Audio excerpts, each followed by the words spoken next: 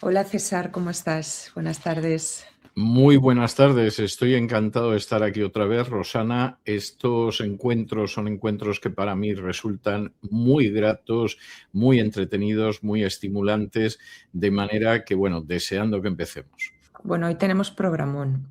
Tenemos programón porque, bueno, en base a los acontecimientos de esta sanguinaria guerra que se ha desatado a consecuencia de Israel, hemos decidido recopilar todas las preguntas, que son muchísimas, que tienen que ver con Israel. Y bueno, pues vamos a hacer hoy un especial dedicado a Israel Muy bien. y a dónde nos lleve, ¿de acuerdo? Si es muy largo, haremos una segunda parte, vamos a ver las preguntas, tú como siempre desarróllalas lo que necesites y vamos a ir viendo hacia dónde nos lleva. Antes de empezar, César, me gustaría hacer unos agradecimientos a nuestros amigos del Giborg, tan fieles, siempre con palabras de apoyo, siempre preguntando, comentando, participando del canal. Hoy le vamos a enviar un abrazo a Jairo Nav, que dice que yo a este hombre lo amo. Supongo que es un amor en Cristo por cuanto le edifica. Le enviamos un abrazo a Jairo, a Claudia Ayala, que dice: no me alcanza el día para escuchar al doctor César, ya sueño con él. Le mandamos un enorme abrazo a Claudia. A Débora Suárez, que dice que cuando pueda se inscribirá en Teshuvá, que Dios proveerá, y oración por este propósito. Débora, pues vamos a orar por ello y efectivamente Dios proveerá y ojalá pueda ser pronto. Te mandamos un abrazo muy fuerte. Y por último le enviamos un abrazo a Francisco Javier Rodríguez, que dice que se convirtió gracias a don César y como siempre es un fogonazo de luz que deja ver lo grande, misericordioso y justo que es Dios. Siempre es precioso, gracias de corazón, gloria a Dios por ello. Convertirse gracias bueno, pues en la gente. Muchas veces sentimos que Dios nos habla a través de tus palabras y esto lo digo porque lo quiero relacionarlo con otra cosa, y es, como vamos a hablar del tema de Israel, César, me vas a permitir que en momentos tan negros como los que estamos viviendo, no quiero dejar pasar por alto este curso que hubo de Teshuvá, la asignatura última, que era ética cristiana. Y yo creo que todos sentimos que Dios estaba hablando en nuestros corazones a través de ti. Yo sé que hay muchos alumnos de Teshuvá que ven los vídeos, que son amigos del Giborg y lo escriben.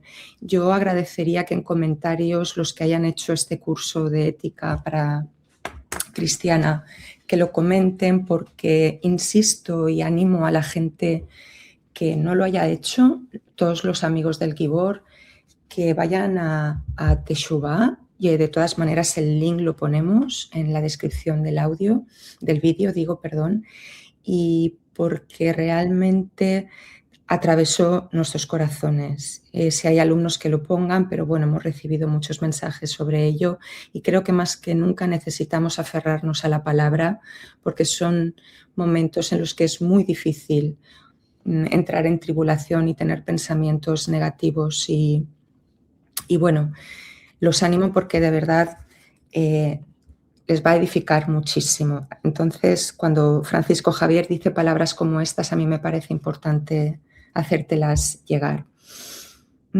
Otra cosa maravillosa, César, que pasa en el Giborg y que no quiero tampoco dejar pasarla por alto, es cosas como que escribe una mujer llamada Yolanda Cárdenas Medrano, que dice que vive en España y que si alguien cerca de donde resido quiere congregarse, puede comunicarse conmigo. Vivo en el País Vasco, pero viajo mucho a Valencia, donde tenemos nuestra congregación más numerosa. Esto es maravilloso. Entonces, de repente le ha contestado Paqui Cutanda Montoya, que es de Catarroja y que le gustaría acudir, y entonces ha escrito Antonio Llopis que si alguien conoce una congregación en Alicante.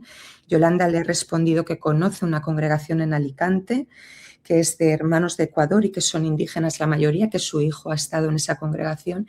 Y estas cosas me parece que son uno de los propósitos de estos vídeos, de este canal.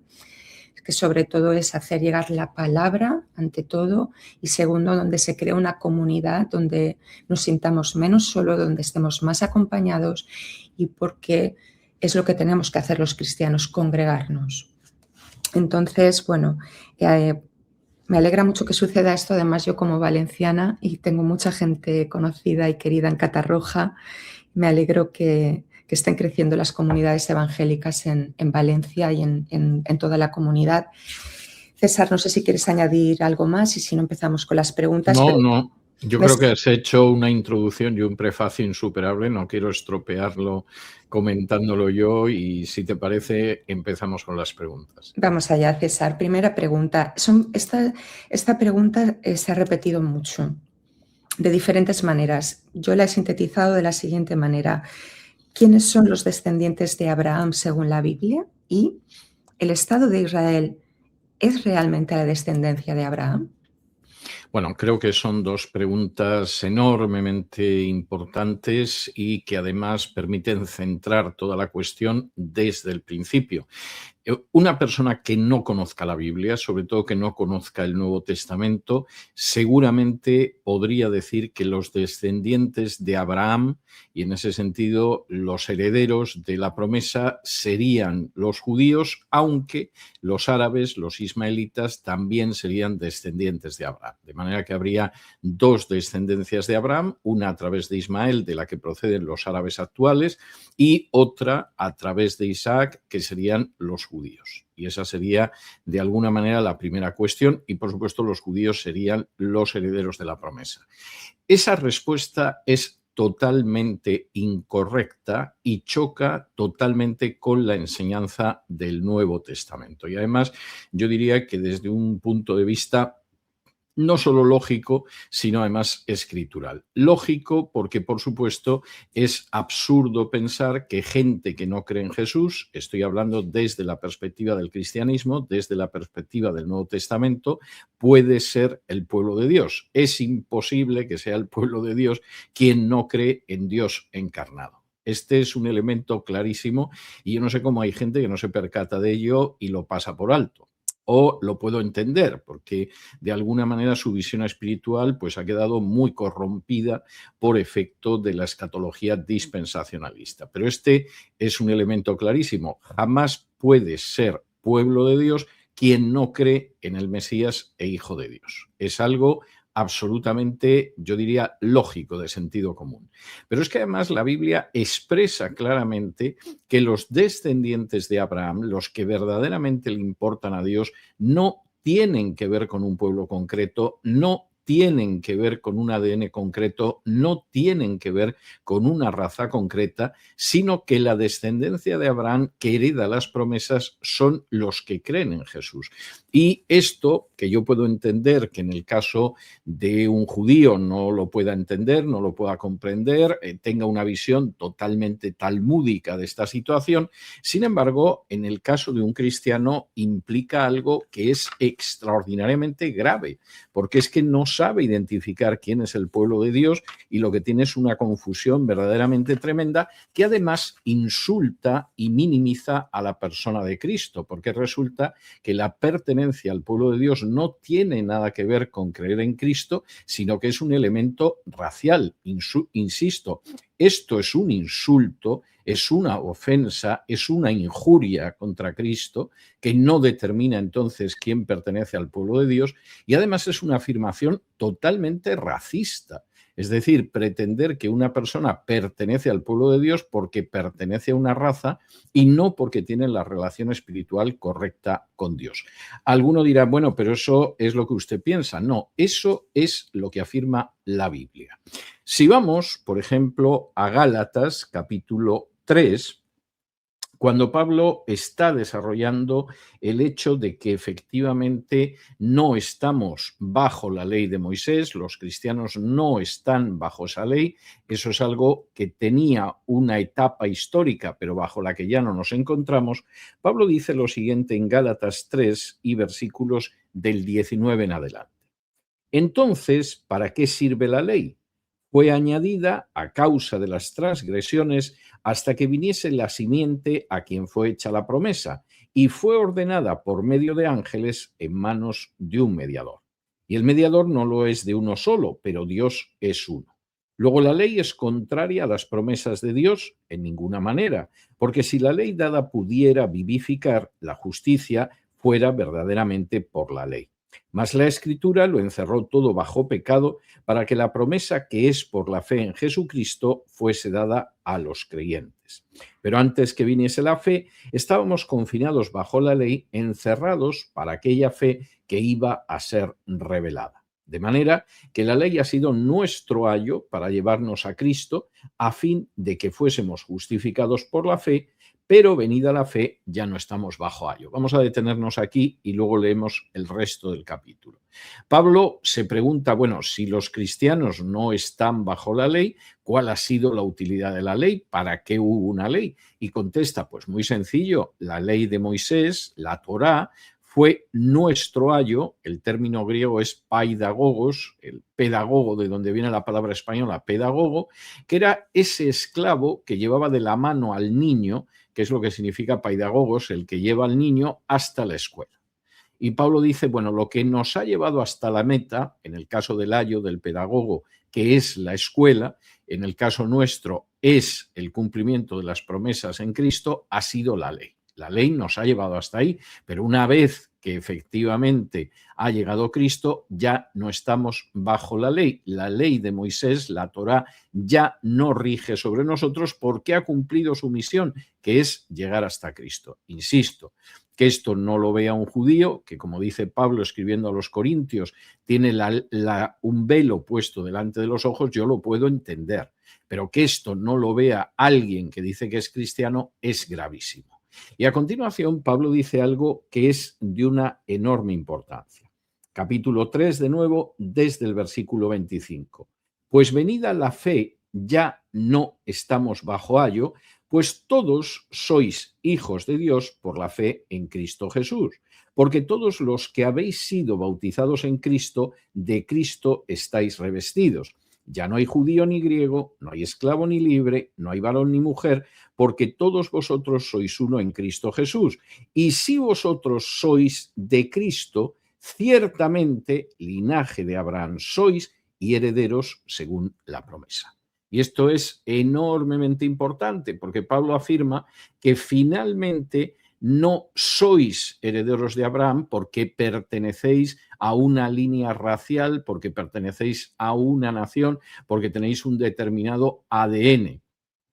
Sois herederos de Abraham, igual que hijos de Dios por la fe en Cristo. Y puesto que sois vosotros los herederos de Abraham, vosotros sois los que vais a recibir el cumplimiento de las promesas. Esto es enormemente importante, esto es esencial, porque la Biblia marca de una manera tajante y taxativa que los herederos de Abraham no son los que pertenecen a una raza, no son los que pertenecen a un pueblo, no digo ya los que tienen el pasaporte de un Estado que existe solo desde hace unas décadas. Los herederos de Abraham, y esto es lógico, los herederos de las promesas, los descendientes de Abraham, son los que creen en Cristo Jesús. Si una persona no cree en Cristo Jesús, aunque su ADN nos llevara puro, sin mancha y directamente hasta Abraham, no sería heredero de Abraham, no sería descendencia de Abraham a los ojos de Dios, no sería heredero según las promesas. Y esto me parece muy importante.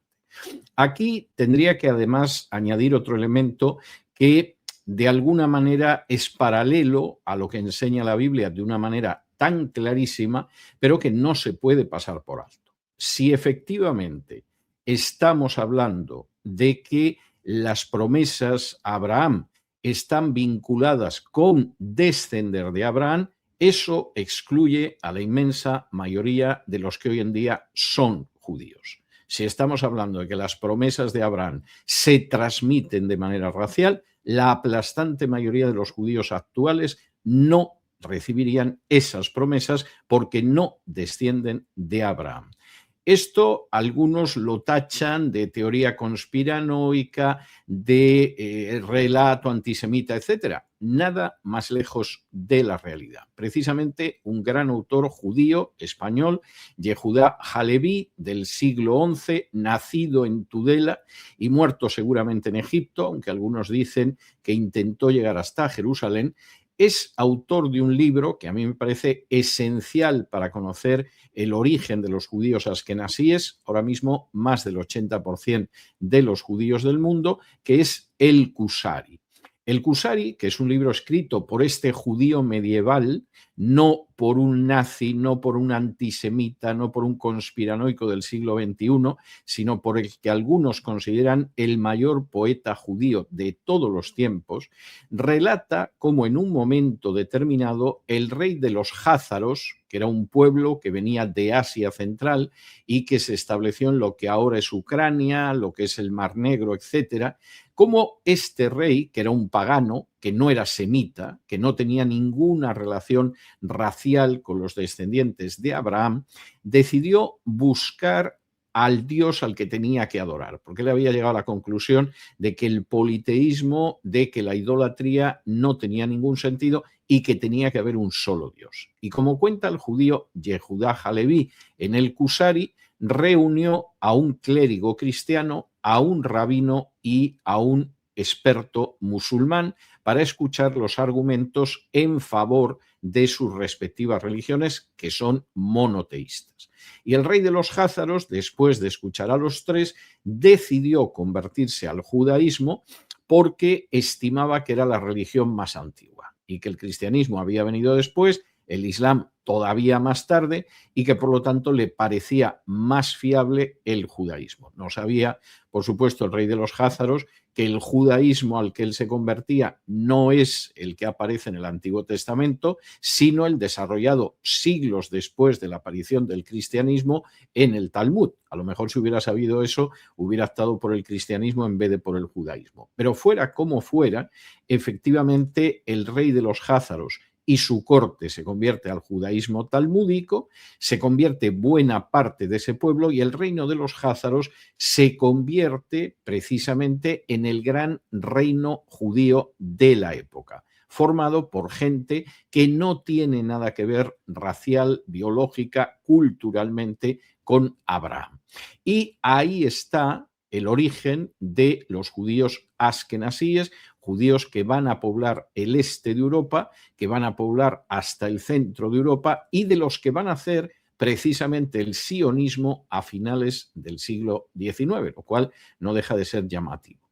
De manera que si hubiera un argumento racial que llevara a crear el Estado de Israel y a pensar que hereda las promesas de Abraham, ese argumento no tendría la menor base porque la mayoría de judíos en el mundo ahora mismo descienden de los jázaros que en la Edad Media se convirtieron al judaísmo.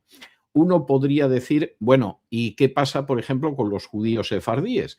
Bueno, pues de los judíos sefardíes, evidentemente, algunos sí que pudieran proceder de esos judíos que en un momento determinado descendían de Abraham, pero estudios realizados por algún catedrático israelí ha dejado de manifiesto que la mayoría de los sefardíes en realidad descienden de tribus del norte de África, emparentadas con lo que ahora son los marroquíes, que se convirtieron al judaísmo, es decir, tampoco tienen una relación de descendencia de Abraham. De manera que la inmensa mayoría de los judíos en el mundo, desde luego askenazíes, desde luego sefardíes, no tienen ninguna relación de este tipo. Y no deja de ser curioso que Ben Gurión, que es el gran creador del Estado de Israel, cuando visita Palestina, porque entonces es Palestina y se llama Palestina, y la visita para ver las posibilidades de crear un Estado judío, escribe un libro muy significativo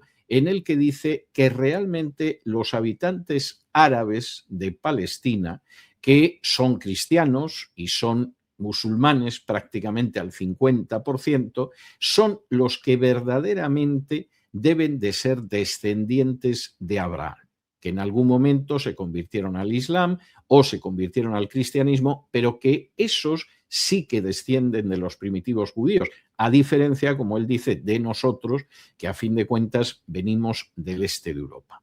Por terminar esta respuesta que me parece muy importante.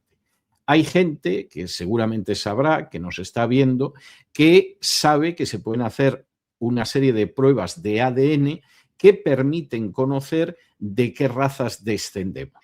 En un momento determinado, de qué grupos étnicos, pues efectivamente se nos puede hacer esas pruebas. Yo mismo me he hecho esas pruebas en Estados Unidos en alguna ocasión y entonces pues de pronto aparece ahí que en parte tu ascendencia es escandinava, en parte tu ascendencia es africana, en parte tu ascendencia es mediterránea, etc.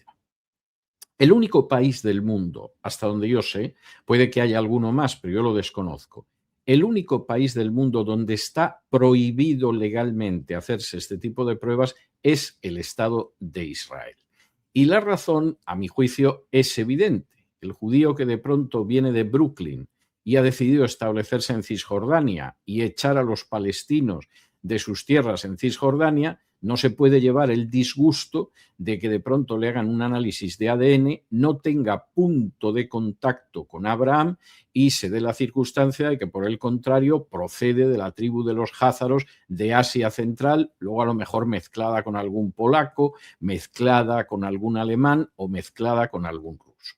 Y esto es así de evidente. Pero en cualquier caso, el argumento racial, el argumento de descendencia, no tiene ningún valor para los cristianos. Y no tiene ningún valor porque, como enseña Pablo en Gálatas capítulo 3, aquellos que son descendientes de Abraham, que son herederos según la promesa, que son hijos de Dios, no es algo que hayan llegado a esa condición por razones raciales o de ascendencia o de ADN. Están en esa condición porque han creído en Jesús como Mesías, Hijo de Dios y Salvador. Y de ahí que esos descendientes de Abraham y herederos de la promesa, como señala muy claramente Pablo, son gente que da lo mismo que sean judíos que gentiles, hombres que mujeres, y esclavos o libres. De manera que creo que la cuestión de la descendencia de Abraham en términos bíblicos no puede ser más clara. Y no puede ser también más evidente que no coincide en absoluto con el sionismo, ni mucho menos con identificar al Estado de Israel con la descendencia de Abraham. Creo que había una segunda pregunta, Rosana, pero respondiendo a esta primera la he perdido, o no sé si la he respondido también. Yo creo que han quedado las dos respondidas. La segunda, que iba ligada a la primera, era el Estado de Israel es la descendencia de Abraham. Ha quedado obviamente respondida. No. Sí. Obviamente efectivamente. No. Tenemos una segunda pregunta. ¿Los primeros cristianos identificaban a la Jerusalén de Dios con la Jerusalén que se encuentra en Tierra Santa? Pues de nuevo, esta es una pregunta que verdaderamente a mí me parece deplorable, me parece absolutamente lamentable que haya cristianos que anden tan confundidos y tan desviados al respecto. Y que, por ejemplo, cuando en la Biblia encuentran la referencia a Sion, a Jerusalén, lo identifiquen con algo terrenal. De nuevo, que esto lo pueda creer un judío que no ha tenido la luz del Evangelio, que desconoce a Jesús, que no piensa que sea el Mesías, que incluso, según el Talmud, cree que ese Jesús está sufriendo en el infierno en medio de excrementos en ebullición, yo eso lo puedo entender. Pero que un cristiano no sepa ver esto y que identifique la Jerusalén que es relevante para los cristianos con una ciudad de Oriente Medio, que además el Estado de Israel, contra el derecho internacional, insiste en convertir en su capital, bueno, pues que eso lo diga un cristiano es deplorable, es lamentabilísimo, es una muestra de terrible ignorancia con muy malas consecuencias. De nuevo, vamos a ir a la carta a los Gálatas, donde precisamente Pablo dice cuál es la Jerusalén y cómo esa Jerusalén jamás puede ser la ciudad de Oriente Medio. Quien dice eso no es digno de llamarse cristiano porque es un ignorante de algo esencial en el cristianismo y expresado de manera muy, muy, muy clara precisamente en el Nuevo Testamento. Y dice Pablo en Gálatas, capítulo 4 y versículos del 21 en adelante. Decidme los que queréis estar bajo la ley. ¿No habéis oído la ley? Porque está escrito que Abraham tuvo 2 hijos, uno de la esclava, el otro de la libre. Pero el de la esclava nació según la carne, mas el de la libre por la promesa. Lo cual es una alegoría, pues estas mujeres son los 2 pactos. El uno proviene del monte Sinaí, el cual da hijos para esclavitud, este es Agar, porque Agar es el monte Sinaí en Arabia y corresponde a la Jerusalén actual, pues ésta, junto con sus hijos, está en esclavitud. Mas la Jerusalén de arriba, la cual es madre de todos nosotros, es libre, porque está escrito: regocíjate, oh estéril, tú que no das a luz, prorrumpe en júbilo y clama, tú que no tienes dolores de parto, porque más son los hijos de la desolada que de la que tiene marido. Así que, hermanos, nosotros, como Isaac, somos hijos de la promesa. Pero como entonces el que había nacido según la carne perseguía al que había nacido según el Espíritu, así también ahora. ¿Mas qué dice la Escritura? Echa fuera a la esclava y a su hijo, porque no heredará el hijo de la esclava con el hijo de la libre. De manera, hermanos, que no somos hijos de la esclava, sino de la libre. Pablo no puede ser más claro.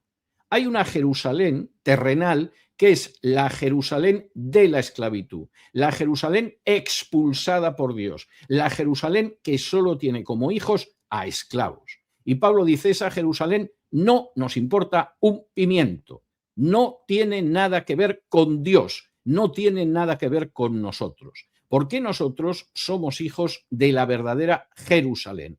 Y la verdadera Jerusalén es libre, a diferencia de esta Jerusalén terrenal. La verdadera Jerusalén procede de Dios, a diferencia de esta Jerusalén terrenal. Y la verdadera Jerusalén está recogida por el abrazo de Dios, a diferencia de esta Jerusalén terrenal, que lo que sucede es que ha sido expulsada, como en su día fue expulsado el hijo de Agar. Esto no puede estar más claro. Cuando de pronto, insisto, que un judío esto no lo vea, porque cuando lee la Torá, como dice Pablo en Corintios, la lee con un velo que tiene delante de los ojos y es un velo que solo se le quitará cuando acepte a Jesús. Que no lo vea un judío talmúdico, yo lo puedo entender, es lógico y natural. Pero que esto no lo vea un cristiano es gravísimo, porque significa que está escupiendo sobre el mismo Cristo, que está relegando a Cristo, que está rechazando la libertad de esa Jerusalén que es de arriba para abrazar una Jerusalén que es esclava, que es una Jerusalén de un pacto que ya ha desaparecido y que es una Jerusalén que además Dios ha expulsado fuera. Y esto, insisto, para un cristiano es gravísimo. Esto denota una ignorancia de las Escrituras, una ignorancia del Nuevo Testamento y una ignorancia de lo que es el Nuevo Pacto verdaderamente muy grave, extraordinariamente grave y con consecuencias luego en la vida cotidiana gravísimas. Porque como no entienden cuál es la Jerusalén de los cristianos, como no entienden que la Jerusalén terrenal ha sido expulsada, que es una tierra de esclavos, lo que sucede es que apoyan a una Jerusalén terrenal, esclava y expulsada. Y esto es lamentabilísimo. Así es, César. Siguiente pregunta, la fórmula Opodice y dice: hola y bendiciones. Me gustaría preguntar a César Vidal sobre la tierra de Israel que Dios promete a los israelitas en Números, en donde detalla todas las fronteras de esta. Mi pregunta es: si en el pasado Israel ha habitado y tomado esta tierra, ¿se ha cumplido la promesa de Dios de que la poseerían? ¿O es por eso que actualmente Israel arrasa con los demás pueblos para tratar de alcanzar esa promesa? Un gran abrazo. Gracias a ti, Opodice, y bendiciones. Bueno, yo creo que uno de los episodios más patéticos, verdaderamente, si no fuera tan trágico, más ridículos de la historia de la humanidad, es como gente que pretende descender de Abraham, pero que mayoritariamente no descienden de Abraham y que además no creen en Dios, resulta que reclaman una tierra que supuestamente Dios le prometió a Abraham. Yo creo que esto es algo verdaderamente impresionante. Esto es como si ahora los italianos decidieran que quieren volver a recuperar el control sobre España porque en su día estuvo ahí el Imperio Romano y apelaran para ello a Júpiter, que es un dios en el que no creen. Es algo disparatado. Y por mucho que se quiera envolver en propaganda y en razonamientos especiosos, es algo absolutamente disparatado. Pero además pasa por alto algo que hay muchísimos judíos que ven a día de hoy. En contra de lo que pretende la propaganda del Estado de Israel, hay muchísimos judíos que son adversarios directos del sionismo, y lo son precisamente porque son judíos que creen en el judaísmo y que por lo tanto no pueden aceptar que la creación de ese Estado judío la lleve a cabo gente que es impía, gente que no cree en Dios, gente que no cumple la ley de Moisés y gente que incluso en ese Estado de Israel ha conseguido, entre otras cuotas espirituales, que Tel Aviv sea la capital homosexual del Mediterráneo y la ciudad de toda Asia donde el movimiento gay y las manifestaciones del Día del Orgullo Gay son las más importantes de toda Asia. Y hay que tener en cuenta que Tel Aviv es una ciudad relativamente pequeña y que en Asia hay grandes metrópolis. Bien es verdad que en ese sentido no hay ninguna ciudad de Asia tan extraordinariamente corrompida como la de Tel Aviv en el Estado de Israel. Y por supuesto hay muchos judíos que esto les horroriza. ¿Por qué les horroriza? Pues porque son conscientes de que las promesas de la tierra a Israel, sin conocer lo que enseña el Nuevo Testamento, de que los verdaderos descendientes de Abraham y herederos de la promesa son los que creen en Cristo, solo con el Antiguo Testamento en la mano, saben que esas promesas son condicionales, no son unas promesas incondicionales, sino condicionales. Y en ese sentido, el libro de Deuteronomio, en los capítulos 28 y 29, señala cómo si Israel no cumple los términos del pacto, será expulsado de ese territorio que se le dio al pueblo de Israel y que mencionaba nuestra televidente. Y será expulsado por la mano de Dios, porque no han cumplido su parte del pacto. Y esto se ha producido en varias ocasiones a lo largo de la historia. Las mismas promesas para Israel son promesas absolutamente condicionales. Y es muy grave que esto que saben ver muchos judíos, sin embargo, haya cristianos que lo ignoren. Es gravísimo porque implica una gravísima ignorancia de la palabra de Dios. Si vamos, por ejemplo, al libro de Zacarías, donde se contienen algunas de esas promesas de carácter territorial, el mismo libro de Zacarías se preocupa de decir que si no se cumple el pacto, si no se obedece la voz de Dios, eso no va a tener cumplimiento. Hay gente, por ejemplo, que en un momento determinado va a Zacarías, va, por ejemplo, al capítulo 6, aparentemente se van a cumplir una serie de promesas, por ejemplo, va a haber un rey de nuevo en Israel, etcétera. Y cuando Zacarías pronuncia esta promesa, inmediatamente señala que es condicional. No es una promesa absoluta que se va a cumplir, hagan lo que hagan los judíos, o pase lo que pase. Y en Zacarías, capítulo 6, dice lo siguiente, por ejemplo, en el versículo 15. Y los que están lejos vendrán y ayudarán a edificar el templo de Jehová, y conoceréis que Jehová de los ejércitos me ha enviado a vosotros, y esto sucederá si oyereis obedientes la voz de Jehová vuestro Dios.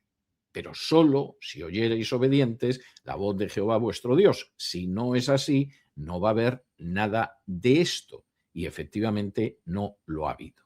Y por si fuera poco, además, la Biblia deja claramente establecido, como hemos visto, que efectivamente las promesas a Abraham, la herencia de las promesas y la descendencia de Abraham pasa por creer en Jesús, sin hacer diferencia entre clase social, entre sexo y entre origen nacional, judíos o gentiles.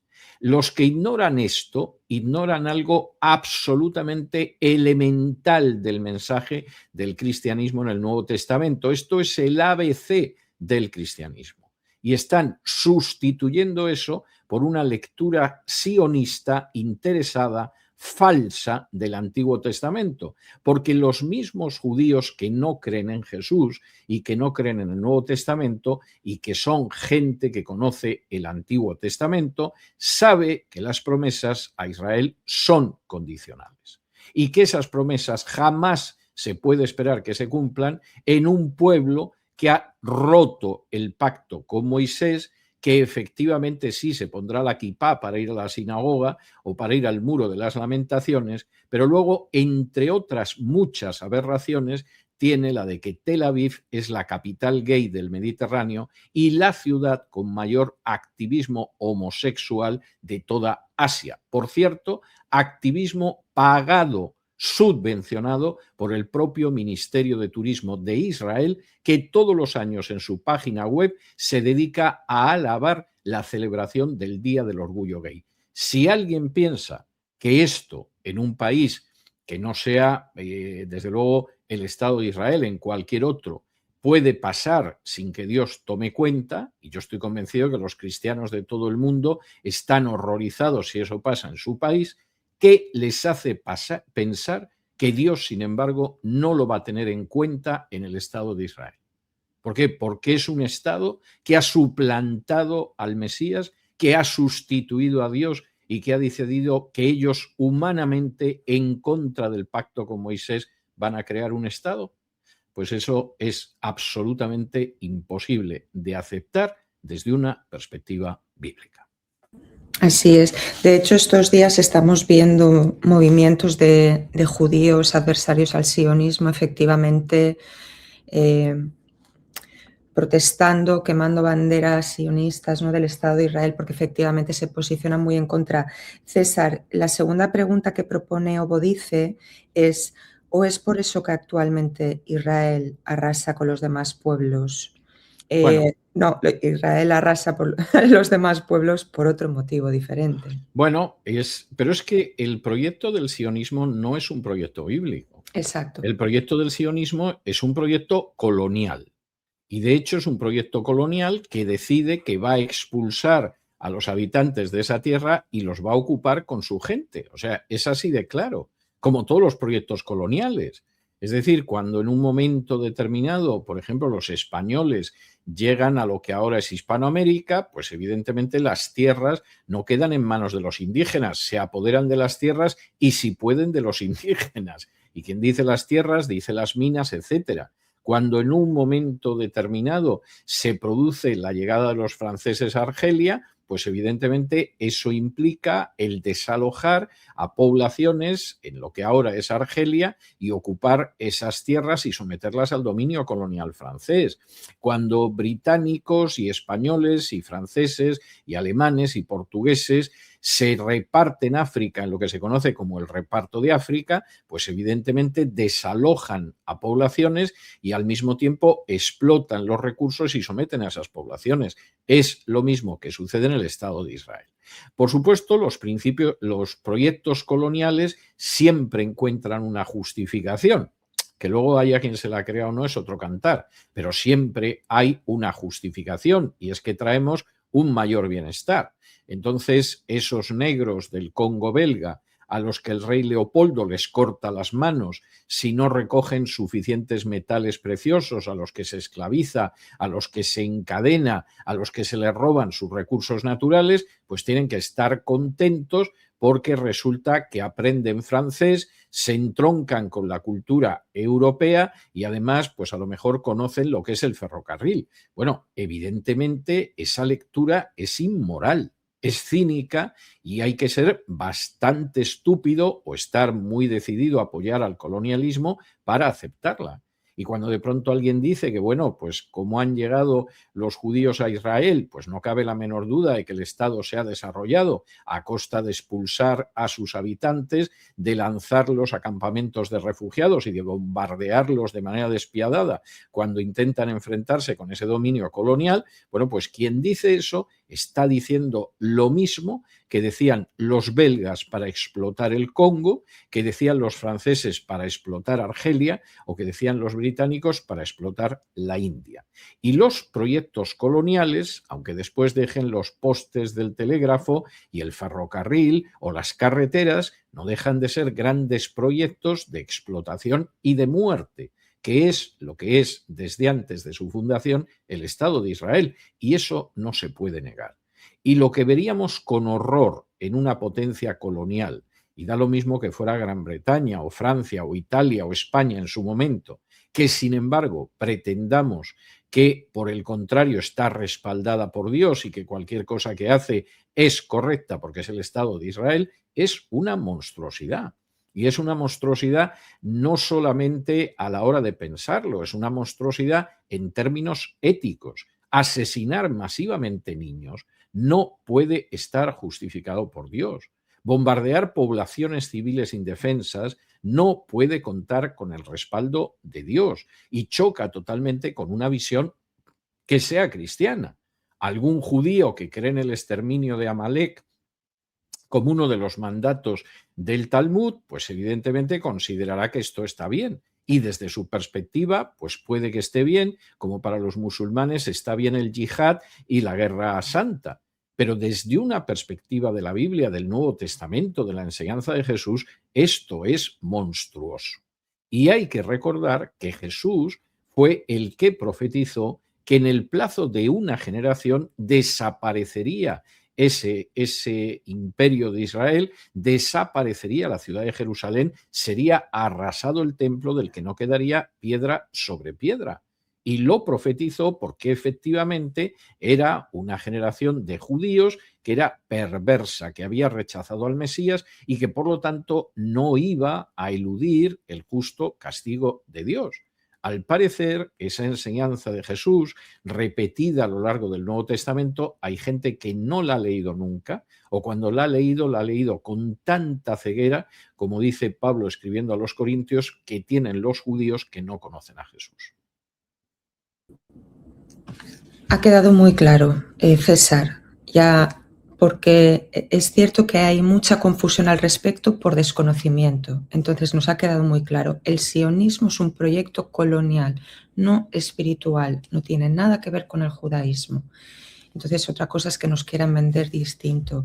Otra cosa es que lo protagonicen judíos, pero eso no quiere decir que... Y además, insisto, es que hay muchos movimientos judíos ortodoxos que abominan el del sionismo porque saben que es totalmente contrario al judaísmo. Luego, aparte de eso, abominan de ese sionismo porque consideran que hace muchísimo daño a los judíos, que aumenta la visión negativa de los judíos, que da una imagen de los judíos como fuerzas coloniales, opresoras y despiadadas. Estos ya son otro tipo de argumentos aparte.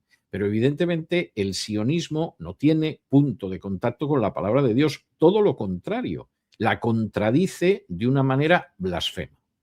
Así es. La siguiente pregunta, aquí viene una acusación de que odias a los judíos, César. Vamos allá.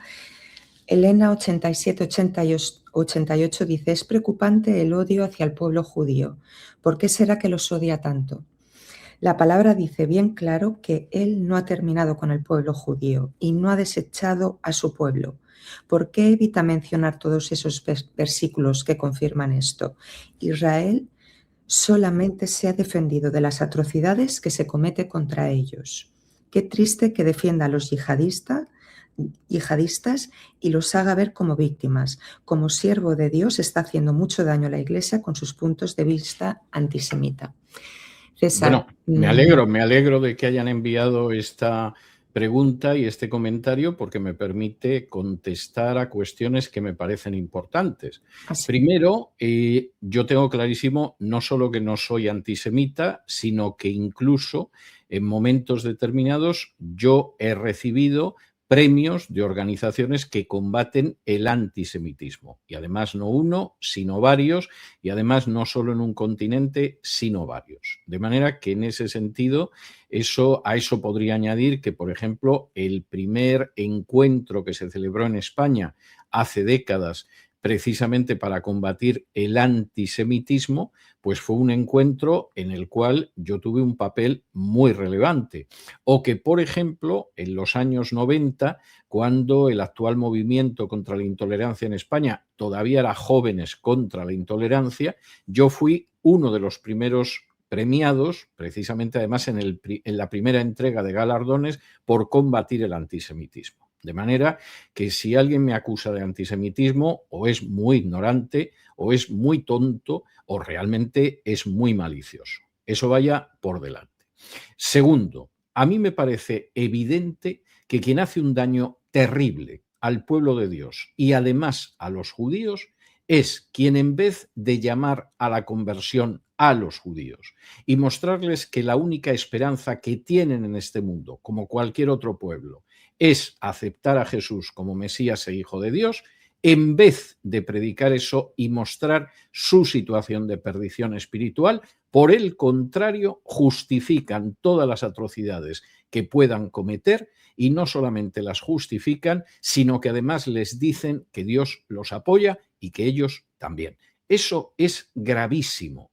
Y habrá gente, sin duda, de buena fe, que pensará que eso es expresar amor al pueblo judío. Es todo lo contrario.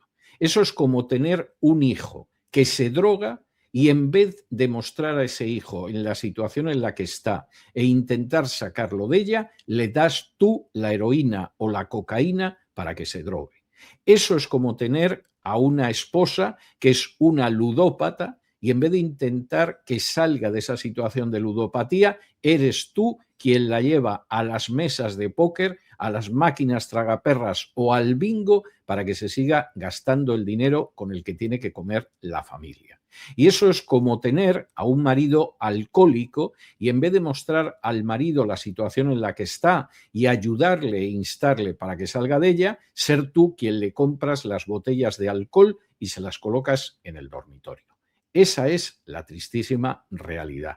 Y precisamente esa conducta no solo es que hace muchísimo daño al pueblo de Dios, porque el pueblo de Dios de pronto tiene que creer que determinadas atrocidades están mal si las hace cualquiera, pero que están bien y hay que apoyarlas si las hacen los judíos. Bueno, pensamos en lo que hubiera sido el mensaje de Jesús si, en vez de censurar a escribas y fariseos, hubiera dicho: yo no quiero que me acusen de antisemita, y entonces lo que voy a hacer es que les voy a decir que todo lo que hacen está bien porque forman parte del pueblo de Israel.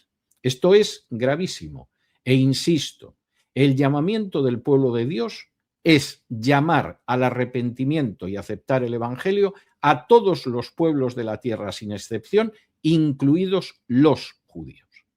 Y si, en vez de hacer eso, lo que sucede es que se justifica el pecado, se respalda el crimen y además se acusa a la gente que denuncia el pecado y apunta el único camino de salvación, que es Jesús, de antisemitismo, esa gente está incurriendo en una conducta de enorme gravedad. Por cierto, tengo que decir, porque hay vídeos que se encuentran en Internet, que personajes de elevada posición en el Estado de Israel han reconocido que, cuando no tienen argumentos con los que discutir a sus oponentes, el argumento que se utiliza y en el que enseñan en Israel es a acusar de antisemitismo a la persona que está enfrente.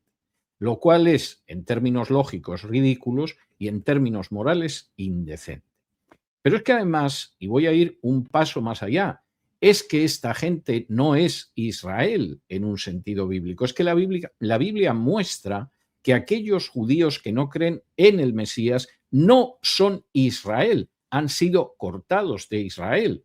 Y es así no solo porque haya venido Jesús, sino porque es la enseñanza de la Torá, concretamente del libro de Deuteronomio.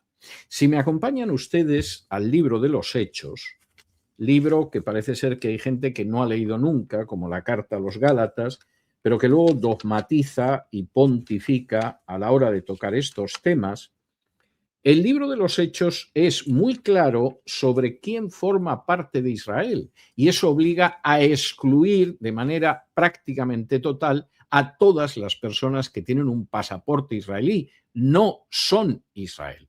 Formarán parte de un Estado moderno que tiene unas décadas de duración que se autodenomina Israel, pero no son Israel para Dios.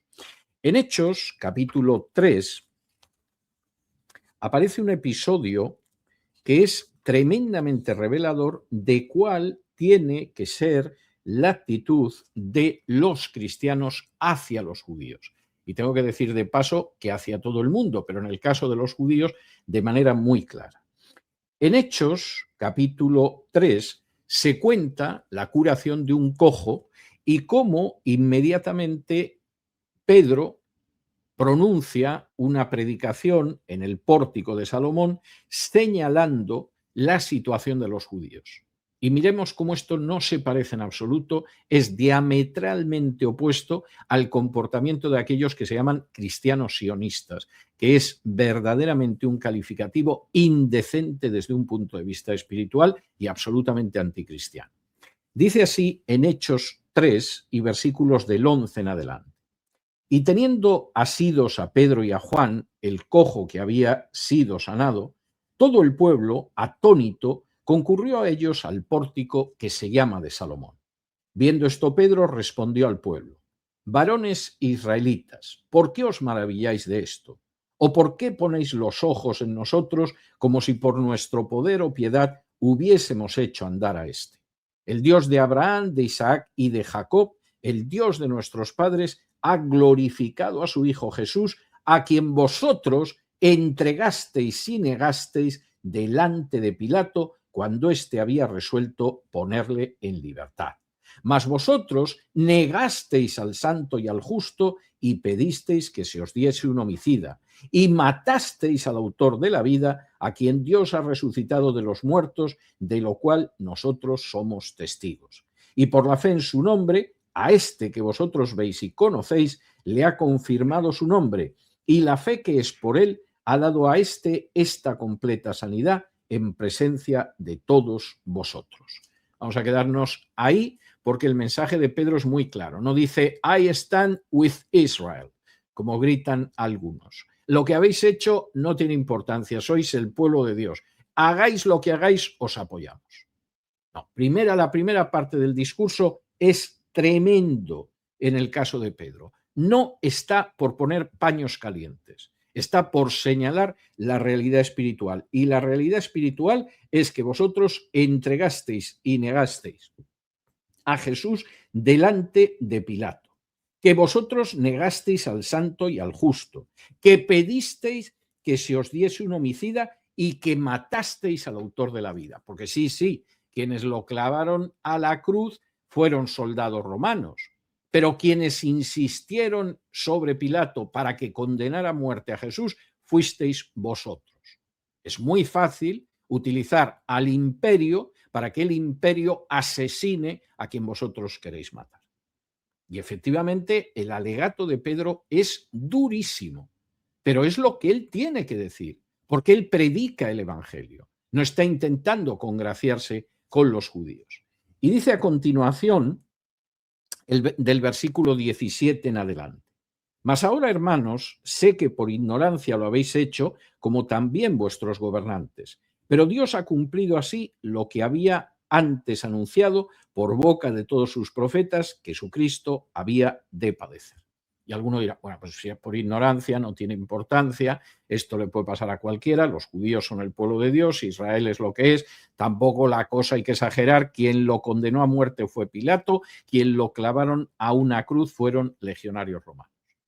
No. Lo que dice a continuación Pedro es clarísimo y eso es lo que tenemos que hacer y mucha gente está haciendo lo contrario. Versículo 19. Así que arrepentíos y convertíos para que sean borrados vuestros pecados, para que vengan de la presencia del Señor tiempos de refrigerio, y Él envía a Jesucristo que os fue antes anunciado, a quien de cierto es necesario que el cielo reciba hasta los tiempos de la restauración de todas las cosas de que habló Dios por boca de sus santos profetas que han sido desde tiempo antiguo. Vamos de nuevo a detenernos ahí. ¿Cuál es la muestra del amor hacia los judíos? El llamarlos a la conversión, el señalar que están en pecado, el no disminuir la gravedad de esos pecados, como haríamos con cualquiera, por otro lado, y llamarlos a la conversión porque no hay otra vía de salvación. Y si en vez de mostrar el pecado y de apuntar al único camino de salvación y de hacer un llamamiento a la conversión, se justifica el pecado y se dice que Dios respalda ese pecado, se está actuando de una manera peligrosa, maligna, perjudicial y blasfema. Y esto es muy grave, porque encima algunos piensan que de esa manera manifiestan amor al pueblo judío, cuando es exactamente lo contrario.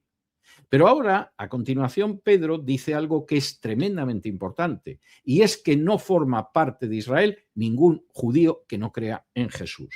Y dice en el versículo 22, porque Moisés dijo a los padres, el Señor vuestro Dios os levantará profeta de entre vuestros hermanos como a mí, a él oiréis en todas las cosas que os hable. Y toda alma que no oiga a aquel profeta será desarraigada del pueblo. Pedro está mencionando del libro de Deuteronomio, de la Torá, de la ley de Moisés, capítulo 18, versículos 15 y 16.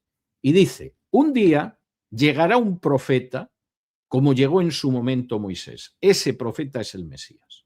Y el que no crea en ese profeta es desarraigado, es cortado, es arrancado del pueblo de Israel. Puede que tenga la sangre de Abraham hasta la última micra de su cuerpo, pero ya no es de Israel. Ha sido cortado, ha sido desarraigado, ha sido expulsado del pueblo de Israel. Bueno, pues que me digan a mí cuántos no han sido de los ciudadanos de Israel desarraigados, arrancados, cortados del pueblo de Israel porque creen en Jesús como Mesías. Desde luego, nadie de su gobierno, nadie de la cúpula de sus Fuerzas Armadas, nadie de la comunidad de inteligencia. Y diría que, salvo algunos casos aislados, nadie en toda la ciudadanía del Estado de Israel. Por lo tanto, aquí lo que estamos haciendo no es combatir el antisemitismo cuando justificamos cualquier atrocidad, cualquier pecado o cualquier maldad del Estado de Israel. Aquí lo que estamos haciendo es desobedecer muy gravemente el ejemplo de Jesús y de los apóstoles. Y en lugar de predicar el Evangelio a toda criatura, independientemente de su situación social, de su raza, de su extracción, de su sexo, decidimos que hay gente a la que estamos apartando de conocer el Evangelio a cambio de respaldar un Estado que es totalmente contrario a la enseñanza de la Biblia. Si eso no es una blasfemia, y si eso no es un gravísimo pecado, y si eso no causa un enorme perjuicio a esas personas a las que no solamente se aparta de escuchar el mensaje del Evangelio y de conocer su situación espiritual, sino que además se les hincha el orgullo como si no tuvieran ninguna necesidad de ello y pudieran hacer lo que se les antoje, porque para eso son el pueblo de Dios. Si eso no es así, que me lo explique alguien, porque me parece que es evidente. Y además, esto pasa por alto que si efectivamente antisemita es el denunciar los pecados de Israel, el decir que eso no le puede agradar a Dios y el señalar que eso siempre acaba en juicio, si eso es antisemitismo, Isaías era antisemita. Si eso es antisemitismo, Jeremías era antisemita. Si eso es antisemitismo, Ezequiel era antisemita. Si eso es antisemitismo, Amós era antisemita. Si eso es antisemitismo, Oseas y el resto de los profetas eran antisemitas. Y sobre todo, Jesús y sus apóstoles eran antisemitas, porque denunciaron el pecado que había en Israel, porque lo llamaron al arrepentimiento, porque le mostraron el único camino de salvación y porque le advirtieron de las funestas consecuencias de no escuchar ese mensaje de salvación. Y que esto no se vea implica un grado de ceguera espiritual que, de nuevo, yo puedo entender en un judío talmúdico que, a fin de cuentas, como afirma Pablo cuando escribe a los Corintios, cuando lee a Moisés tiene un velo sobre los ojos. Pero que esto lo afirme gente que se dice cristiana es vergonzoso, es peligroso y es bochornoso. Sabes, creo que en respuestas como esta siento que hemos elegido el título de esta sección de una manera, creo que perfecta, ¿no? La Biblia responde. Al final es la palabra y ahí está todo, no son opiniones, no es un antisemitismo. Efectivamente, como tú decías, cada país tiene su propio comodín. En España utilizan el facha, también está el nazi. O la leyenda negra, cuando no quieren. Sí. Efectivamente, o la leyenda negra, y ahora, como hay un creciente rechazo hacia el sionismo y hacia todas las atrocidades que están cometiendo, el mundo se está volviendo antisemita. Tienen un comodín y con ello tiran hacia adelante. Yo quiero apuntar una cosa más. Cuando Elena decía que defiendes a los yihadistas, yo creo que... bueno, esta es otra. Vamos a ver, esto es una estupidez, se me ha pasado, pero tengo que responder. Una de las primeras personas que en España escribió un libro señalando el peligro de la expansión islámica y que además escribió un libro que, por cierto, fue un bestseller, señalando lo que implicaba el terrorismo islámico, fui precisamente yo. Yo aborrezco tener que jactarme de cosas que he hecho. Si no me queda más remedio, lo tengo que decir. Ese libro se puede encontrar, es un libro que tuvo multitud de ediciones en su día, es un libro ahora agotado, pero se encuentra con facilidad en librerías de segunda mano, en librerías de viejo, y es un libro que se titula España frente al Islam. Y ahí desarrollo eso, como lo desarrollo, por cierto, en mi biografía de Mahoma, que, por cierto, voy a anunciar que volverá a editarse muy ampliada dentro de unos meses, tanto en español como en inglés.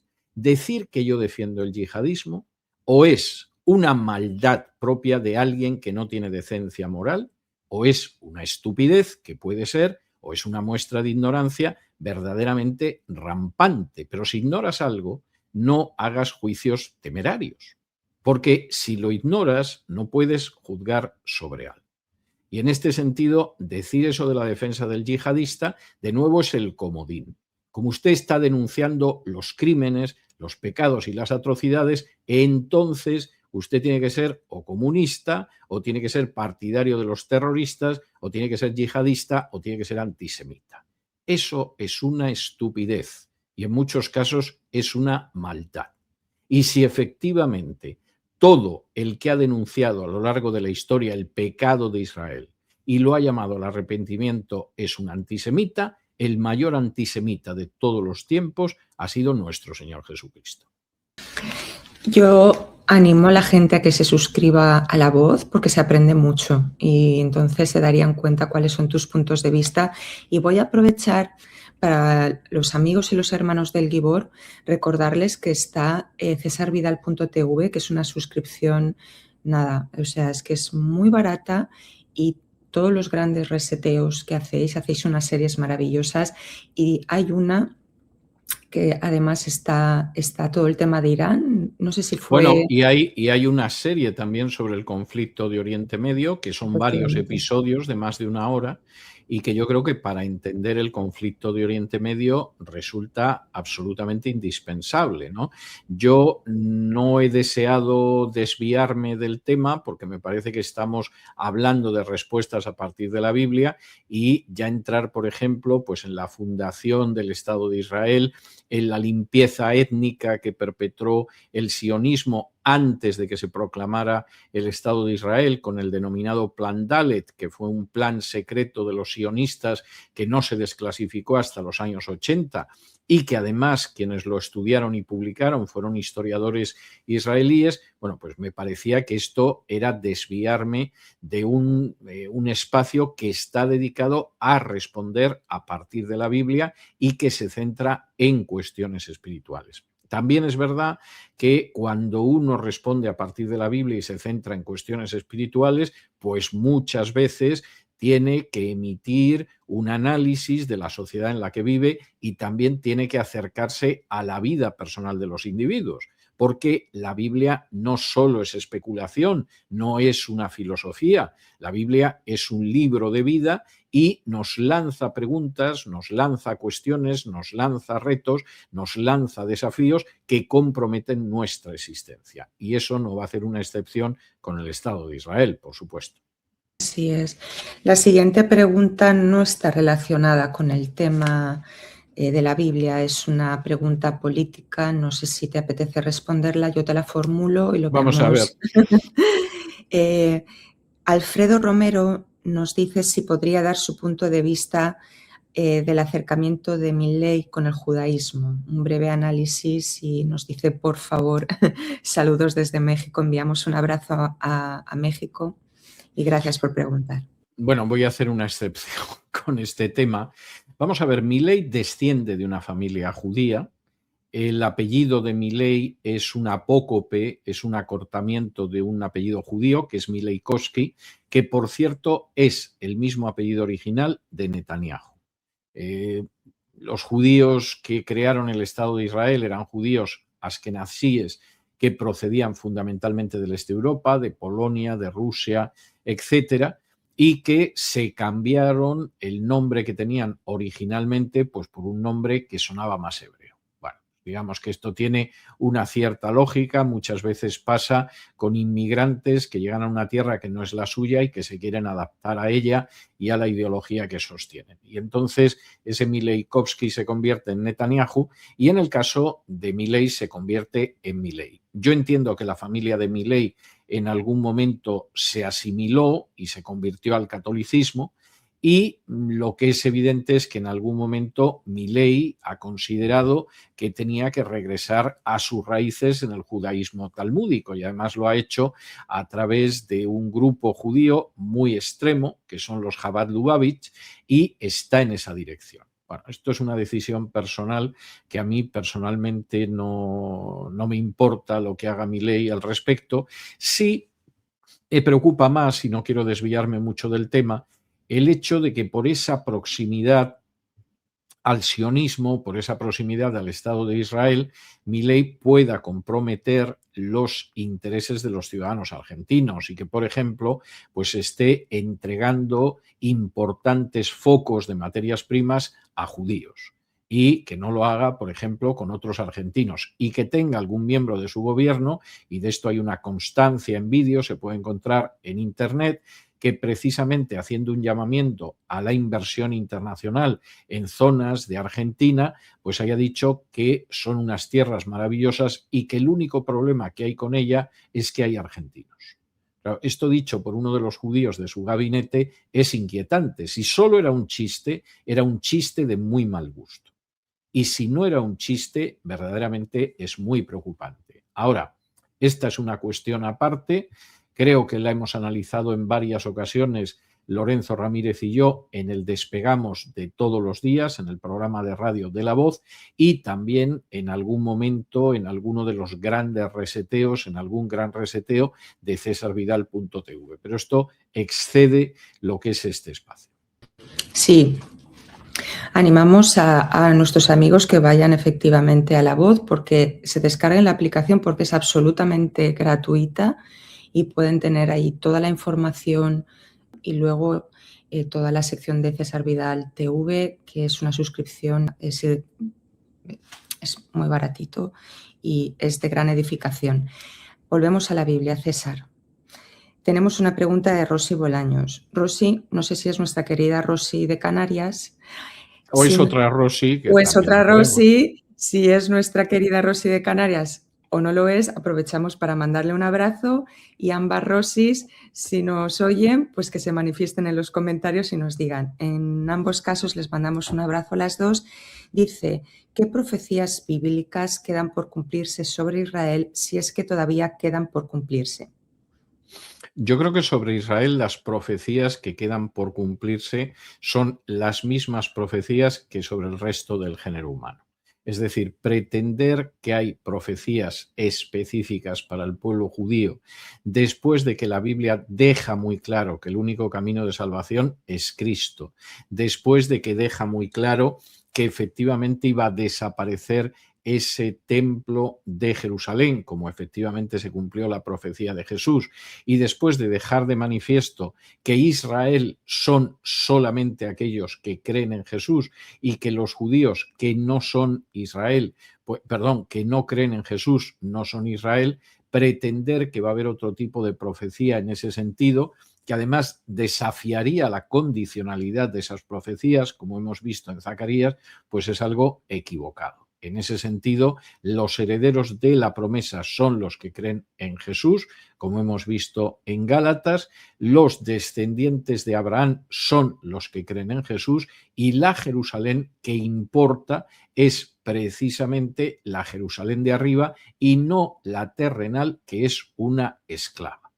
Ahora, habrá alguna persona que aquí se plantee qué hacemos entonces con un pasaje de Pablo en la carta a los Romanos, capítulo 11, y celebro que se haya hecho esta pregunta porque me permite llegar a ese pasaje. Y además es un pasaje muy interesante porque Pablo, utilizando la imagen, el símbolo del olivo, muestra cómo los judíos que no creen en Jesús no forman parte de Israel, han sido cortados del olivo que es Israel. Y por el contrario, los gentiles que no son judíos racialmente han sido injertados en Israel al creer en el Mesías. Es decir, aquí Pablo está diciendo exactamente lo mismo que dice Pedro en ese discurso que hemos leído en Hechos.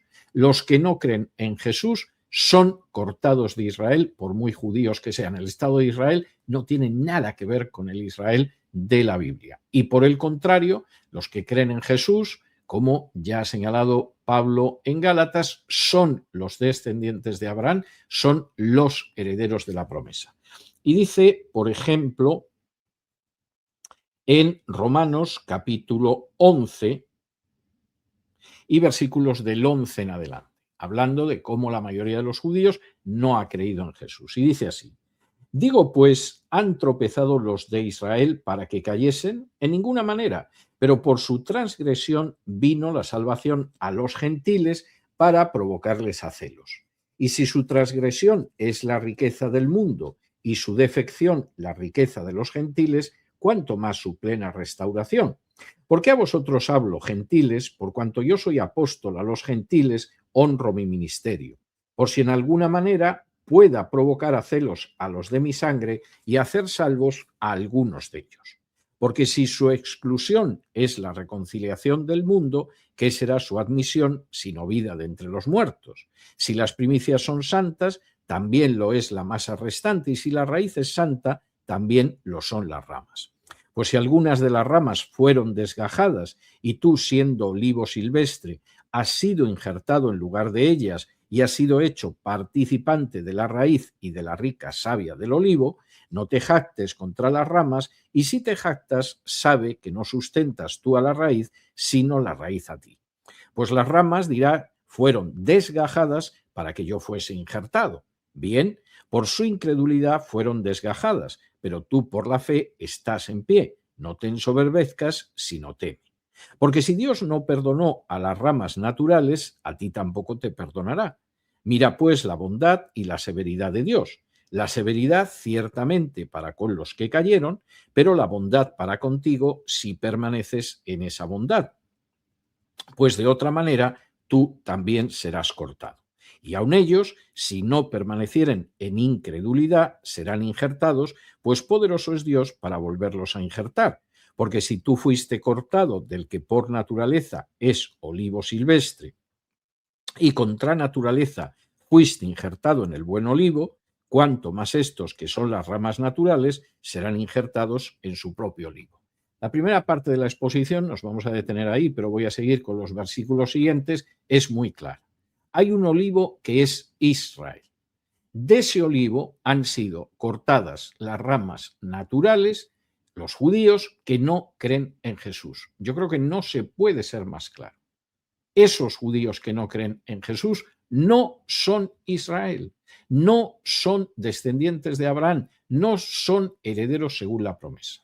Y aquí Pablo no está inventando. Hemos visto que Pedro dice lo mismo precisamente predicando en el pórtico.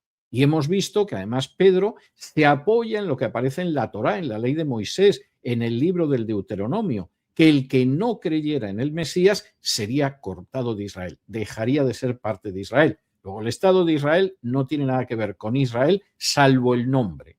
Es un fraude, es un impostor, es alguien que se coloca en lugar del verdadero Israel. Verdadero Israel, que es ese olivo del cual han sido cortados los judíos que no creen en Jesús y han sido injertados los gentiles que sí creen en Jesús. Hasta aquí el mensaje es clarísimo. Pero ahora a continuación aparece una afirmación de Pablo que ha sido históricamente interpretada de varias maneras. Y dice así en los versículos del 25 en adelante.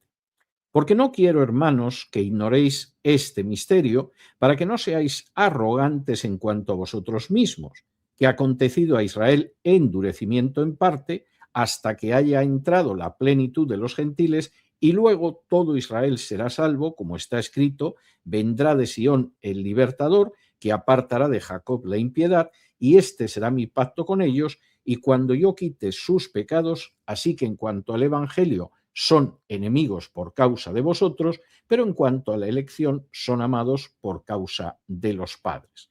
Porque irrevocables son los dones y el llamamiento de Dios, pues como vosotros también en otro tiempo erais desobedientes a Dios, pero ahora habéis alcanzado misericordia por la desobediencia de ellos, así también estos ahora han sido desobedientes para que por la misericordia concedida a vosotros ellos también alcancen misericordia. Porque Dios sujetó a todos en desobediencia para tener misericordia de todos. Pablo sigue repitiendo lo mismo, el hecho de que solo forman parte de Israel aquellos judíos o gentiles que han aceptado a Jesús. Y aquellos, sean judíos o gentiles, que no creen en Jesús, no forman parte de Israel. En el caso de los judíos, además, incluso se podría añadir un elemento de tristeza porque han sido cortados, expulsados, desarraigados de Israel. Que me digan a mí en el Estado de Israel cuántos creen en Jesús de entre los judíos. Pero hay un versículo que efectivamente algunos interpretan como que en un momento determinado va a haber una conversión de los judíos, que son estos versículos 25 y 26, donde dice, porque no quiero, hermanos, que ignoréis este misterio, para que no seáis arrogantes en cuanto a vosotros mismos, que ha acontecido a Israel endurecimiento en parte, hasta que haya entrado la plenitud de los gentiles, y luego todo Israel será salvo.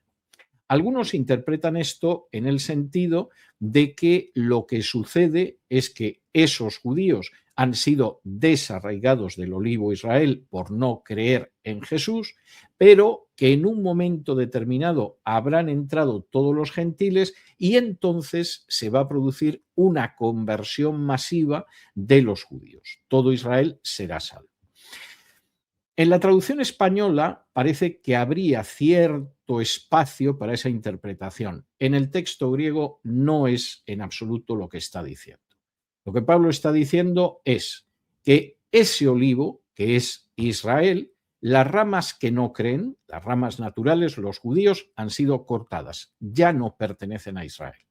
Han sido injertadas las ramas silvestres, los gentiles que creen en Jesús.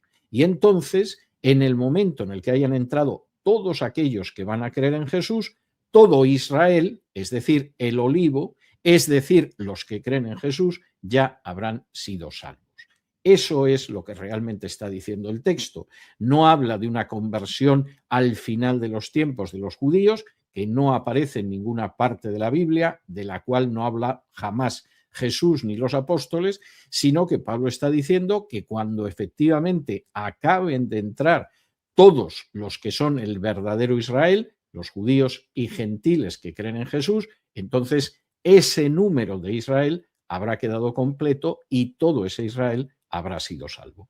Me parece que el texto es muy claro, sobre todo en el griego, aunque reconozco que la traducción en español es un tanto ambigua y puede llevar equivocación. Equivocación que se disipa cuando uno se da cuenta de que no existe ninguna referencia a una conversión masiva y generalizada de los judíos en ningún sitio del Nuevo Testamento. Y César, yo creo, nos han quedado preguntas, pero yo creo que voy a formular la última porque hemos pasado la hora ya hace un rato.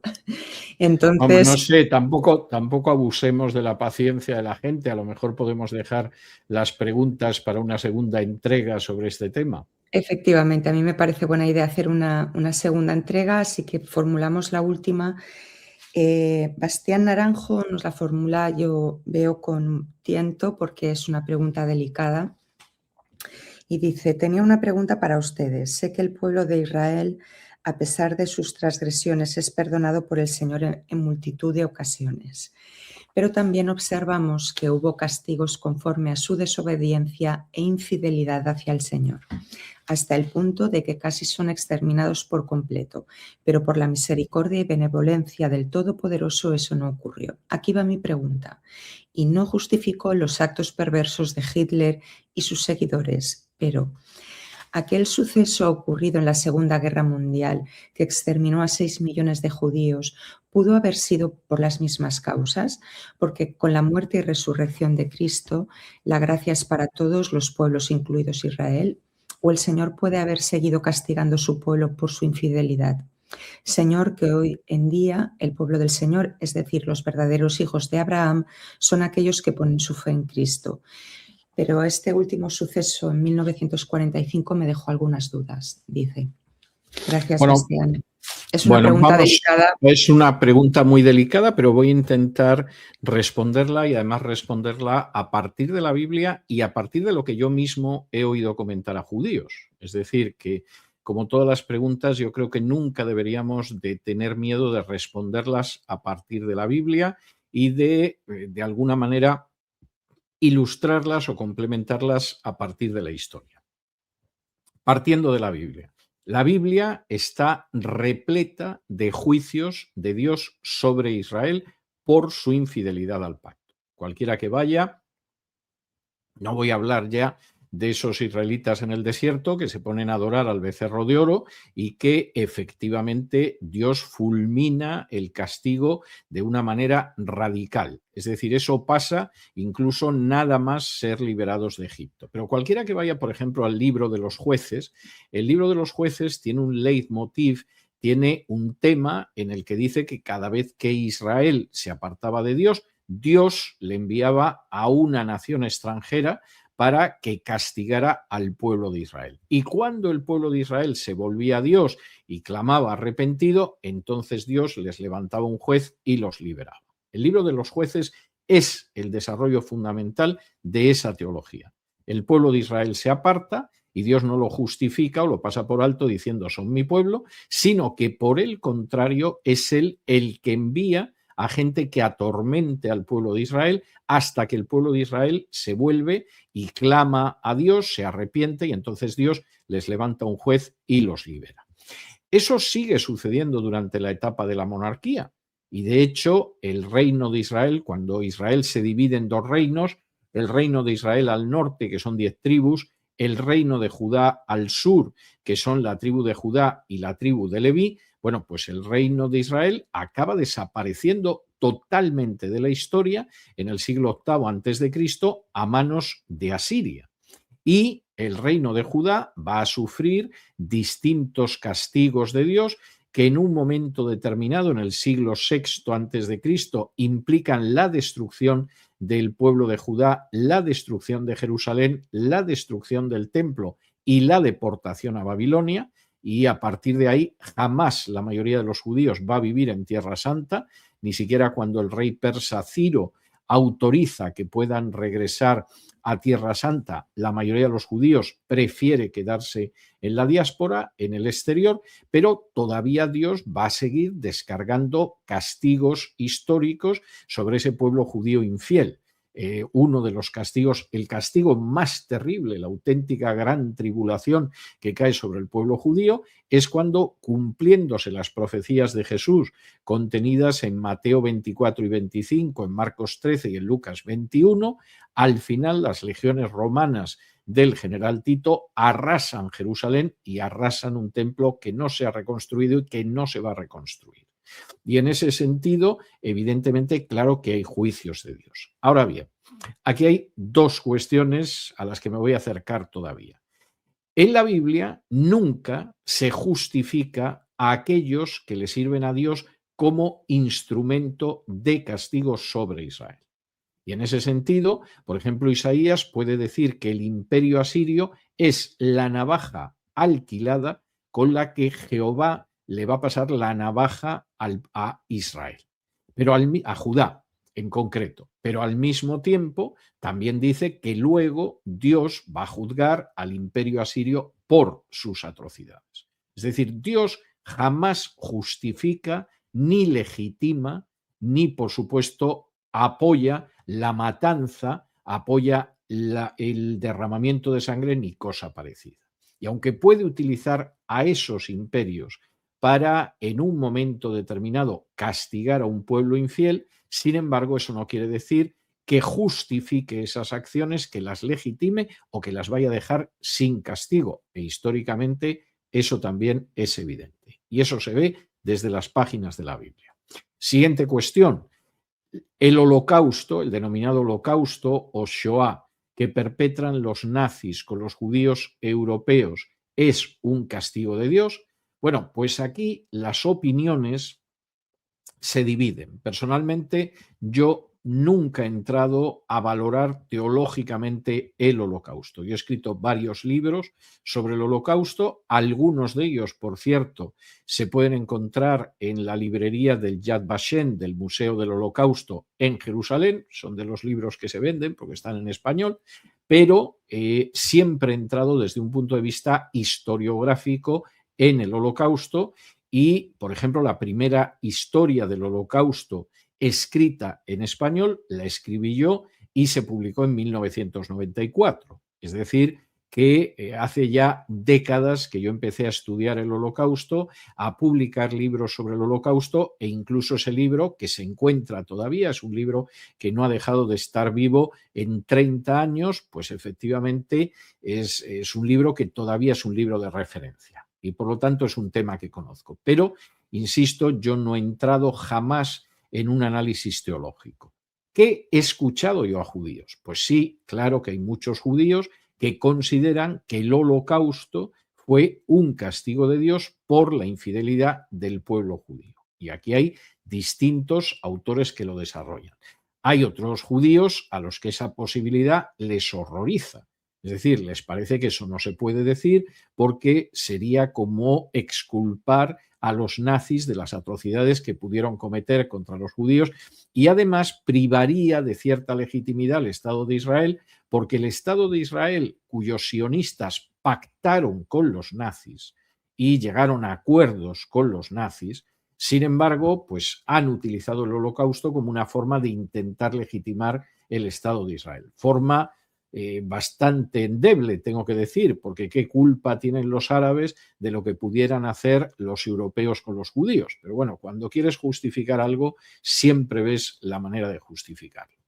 Esa visión, que dentro de los judíos está dividida, hay judíos que dirían que el Holocausto demuestra que Dios no existe, y de hecho hay hasta alguna obra de teatro donde judíos víctimas del Holocausto juzgan a Dios y lo condenan. Esa tragedia del Holocausto, que algunos interpretan por el contrario como una simple tragedia humana sin mayor trascendencia, también hay judíos que la interpretan como un castigo de Dios dentro de la línea de los múltiples castigos que Dios ha hecho caer sobre el pueblo de Israel.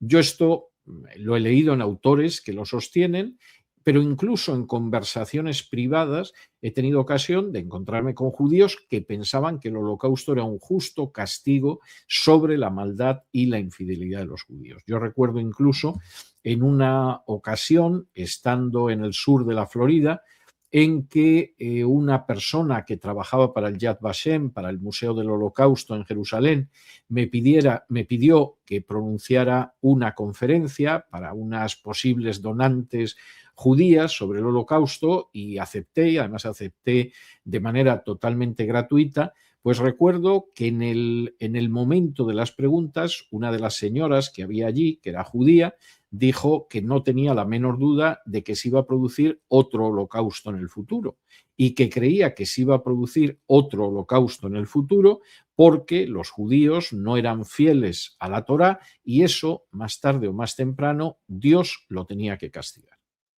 Y evidentemente era la opinión de esta señora, pero vamos, no es ni mucho menos una opinión aislada. Hay muchos judíos que piensan eso, e incluso hay judíos que dicen que además la causa del nuevo juicio de Dios va a ser la maldad de los sionistas que controlan el Estado de Israel. No entro en valorar este tipo de opiniones, pero sí me parece interesante que efectivamente esa idea hay judíos que la han defendido por escrito, yo diría que con cierta elocuencia, luego se puede aceptar o no, y yo mismo he tenido ocasión de encontrarme con judíos que sostenían que el Holocausto era un castigo de Dios más que merecido, y que además el día menos pensado se iba a producir otro Holocausto como consecuencia de la infidelidad de los judíos a la Torá. Muy bien, César. Pues yo creo que hemos terminado. Llevamos 1 hora y media, ahora justo. No está mal, ¿eh? No está mal. De nuevo quiero agradecerte pues que no te niegas a responder ninguna pregunta. Creo que es porque no te asusta, y no te asusta por el hecho de que tú te basas en la palabra, tienes un conocimiento tan pleno de la palabra que confías plenamente y te da pie a poder responder a todo lo que haces, y ese tiene que ser nuestro objetivo, ¿no? De todos, escudriñar y profundizar para conocer cada vez mejor la palabra. Como se han quedado preguntas por responder, y yo supongo que van a surgir más a nuestros amigos del canal, pues pueden seguir formulándolas en los comentarios, y yo voy a lanzar aquí, que esto no lo he comentado contigo, que si les apetece podemos hacer un directo sobre el tema para que la gente pregunte en directo. Si les apetece, pues en los comentarios que digan directo, y si no, nosotros seguimos con nuestra sección de La Biblia Responde. Y yo voy a despedir el episodio de hoy. Como hemos empezado, yo remito a toda la gente que está viendo este episodio que vayan a la asignatura de la ética del cristianismo que impartiste este fin de semana, porque hoy en día es más importante que seamos sal y luz, más importante que nunca. César, que Dios te bendiga, un abrazo muy fuerte, gracias de nuevo y nos vemos en el siguiente episodio. Que así sea. Muchísimas gracias por todo, Rosana, porque la verdad es que realizas una labor impresionante. La gente no se puede imaginar la cantidad de horas y de trabajo que empleas en este canal, y por supuesto muchas gracias a la paciencia y al interés de la gente que ha visto este episodio de respuestas a partir de la Biblia. Yo espero que nos encontremos en el próximo episodio, y hasta entonces mi gratitud y mi deseo de que Dios los bendiga.